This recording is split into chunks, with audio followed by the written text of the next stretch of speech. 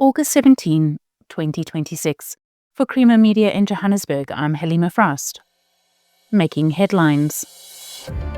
Ramaphosa calls for common market in SADC to develop industries. Mavuso not confident in commitment of Eskom's leadership to reforms. And Zambia said it arrested opposition figures on night of elections. The 16 Southern African Development Community countries, with a combined population of nearly 400 million people, have abundant natural resources, a youthful population, and the means to produce everything that its people need, says South African President Cyril Ramaphosa. SADC needs to create a dynamic common market in which countries trade.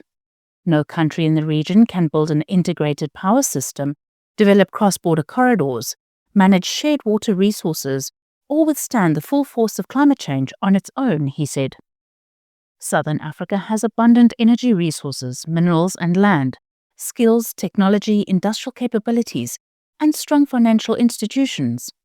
However, the region imports much of the goods and services it needs. Trade among SADC countries accounts for about 20% of their combined total trade.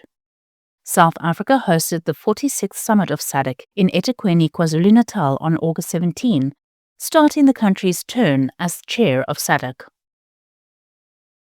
Business leader South Africa CEO Busisiwe Mavuso, who has had an ongoing public disagreement with Eskom chairperson Teto Nyati over the creation or the transmission assets of an independent transmission system operator, says that she does not have confidence that the current Eskom leadership is committed to government reforms. Writing in her weekly newsletter, Mavuso slammed those who she described as reform resistors, taking particular aim at the Eskom board's current approach to the unbundling of the TSO, as well as the National Union of Mine Workers' legal challenge to the restructuring. She argued that the board continued to foreground obstacles rather than solutions. Eskom, which is highly indebted, values the grid assets at some 110 billion rand, and in December proposed that the TSO would be established without those assets, which it said would remain part of an Eskom subsidiary to avoid any potential default. That position was overruled by President Cyril Ramaphosa in his State of the Nation address in February, where he set up an Eskom restructuring task team to assess ways of creating a TSO with the assets. In a report that the president subsequently endorsed, the task team confirmed the desirability and viability of creating a new state-owned entity with the transmission assets, triggering a second phase during which it would move to find implementation solutions. Zambian police arrested several leading opposition figures on the night of a national election last week, accusing them of posing a threat to state security, the government said. Votes are still being counted today from Thursday's presidential and parliamentary elections, with partial results showing President Hakainde Hichilema in the lead.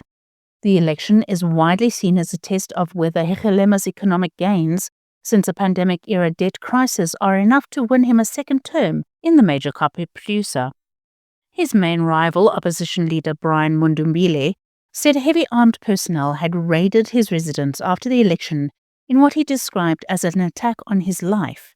The government said in a statement released yesterday that Mundumbile had been at the scene when 11 people were apprehended, and that shots had been fired from the premises at law enforcement agents, resulting in an exchange of fire.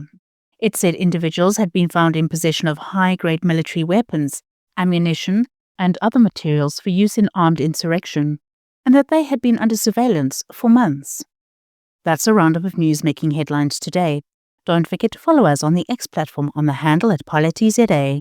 For free access to legislation, speeches, and crucial policy documents, visit polity.org.za, Creamer Media's news and information website. Polity.org.za, deepening democracy through access to information. Visit polity.org.za today.